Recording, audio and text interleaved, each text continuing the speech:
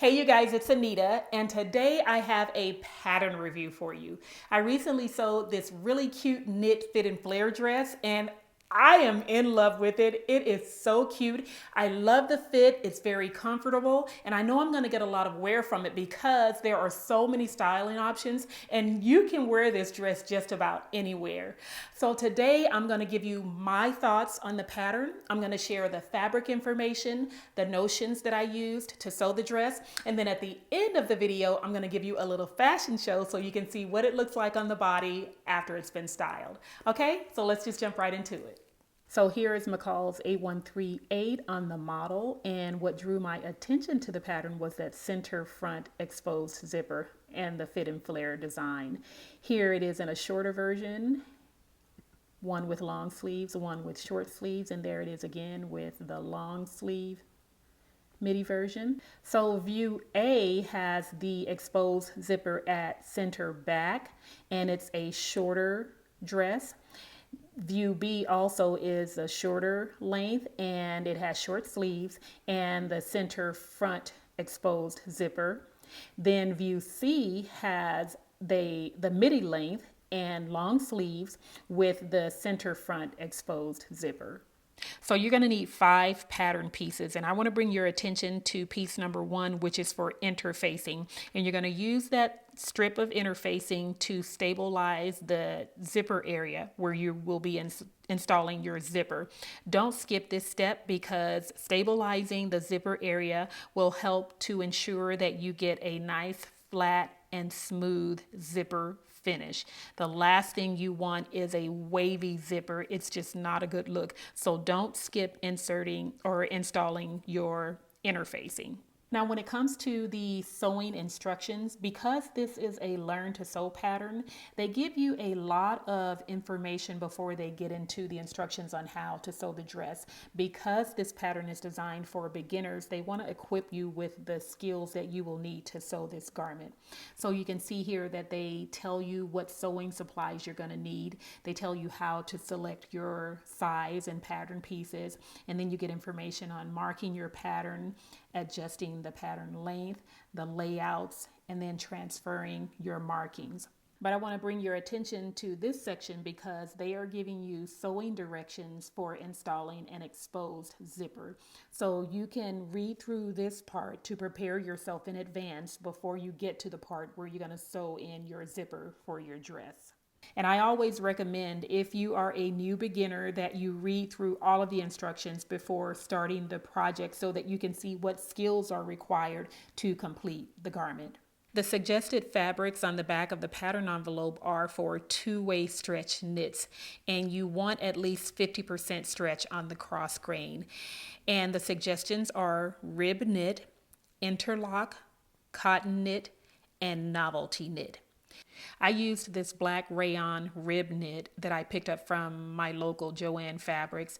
It's medium weight, which is perfect for this dress because I plan to wear it during cooler weather, and then it has an excellent drape. I love the movement on the skirt, just perfect. But when I measured it against the pick a knit rule, it did not have enough stretch on the cross grain, but it worked out perfectly for me because I actually wanted my ribs to fall vertically on my body. The ribs on this fabric run horizontally, so I measured the stretch vertically and I had enough stretch. So it worked out perfectly. So when I saw the little silver ring on the end of the zipper pull on the model, on the pattern envelope, I knew that I wanted that. So when I was at Joann's picking out my fabric, I checked to see if they had the zipper pull, and they did. So here it is on their website. It's the Coates and Clark zipper pull silver ring. You may be able to find it somewhere else, but this is where I got mine.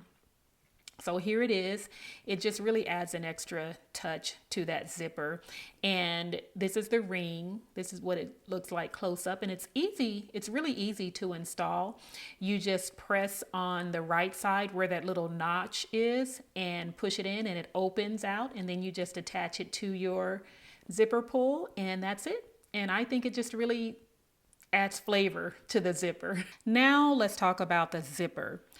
The pattern suggests a 9-inch exposed zipper. However, it wasn't long enough. If you use the 9-inch zipper, it will stop about right here or somewhere in this area. So it doesn't reach all the way to the top of the collar. And I wanted my zipper to reach all the way to the top of the collar. And I could tell that it wasn't going to reach when I started to install or measured it out and folded over the collar. I knew it wasn't going to reach. So I went back and purchased a longer zipper. And I can't remember, I think I purchased either a 14 or 16-inch zipper, and then made sure that the zipper stop landed at the top fold of my collar, and then I just shortened it at the bottom. So make sure that you get a longer zipper because 9 inches will be too short. I used a size 12 jersey needle to sew my dress because that was the appropriate size for my fabric. I used an all-purpose polyester thread, which is what I usually use. And then for your interfacing, make sure that you choose a knit fusible interfacing. Then to insert my zipper, I used a straight stitch on my Baby Lock Soprano sewing machine. And to sew all of the other seams, I used my Baby Lock Vibrant serger.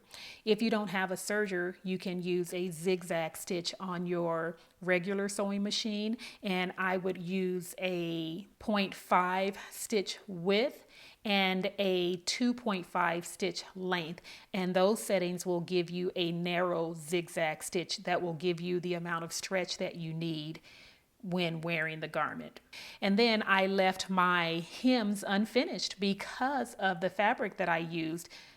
When you look at this fabric, the edge, the cut edge here, you can see that it doesn't unravel at all. So I was able to leave my hem unfinished, and it was perfect because I liked the length of the sleeves and the length of the hem on the skirt. So if I were to sew this dress again with a different type of fabric that needs to be finished, then I would extend the hem on the skirt and the sleeves because I love the length that I got in this finished garment. Well, that's all the information about the pattern. So now I want to show you what the dress looks like on the body. But before I do that, I just want to say to all of you who are new to sewing, especially if you have gone through my online sewing course, Learn to Sew Mastering the Basics, you can sew this dress. It is beginner friendly and it is for you. If you have not learned to sew yet and you're interested in that, please check out my online sewing course. There is a link in the description box below where I teach new beginners, people who have never touched a sewing machine before, learn how to master the basics of sewing garments so that you can create a wardrobe that makes you happy, one that you will be proud to wear out in public. All right, so let's check out the dress and see what it looks like on the body.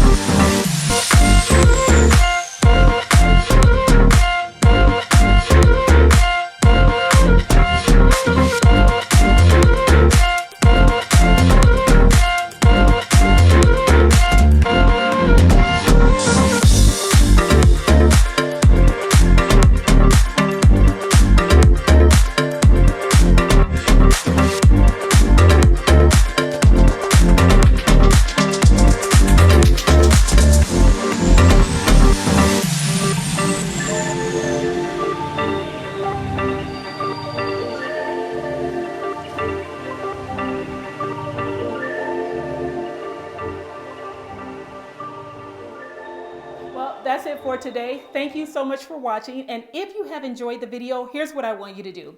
Leave a comment down below and let me know how you would style the dress. I asked this question on my Instagram and Facebook, and I got a lot of great feedback. So I want to hear from you too, because I plan to get a lot of wear from this dress. So I need some tips on how to switch it up. So give me your feedback, and also make sure you hit the like button down below, and I will see you guys next time. Bye-bye.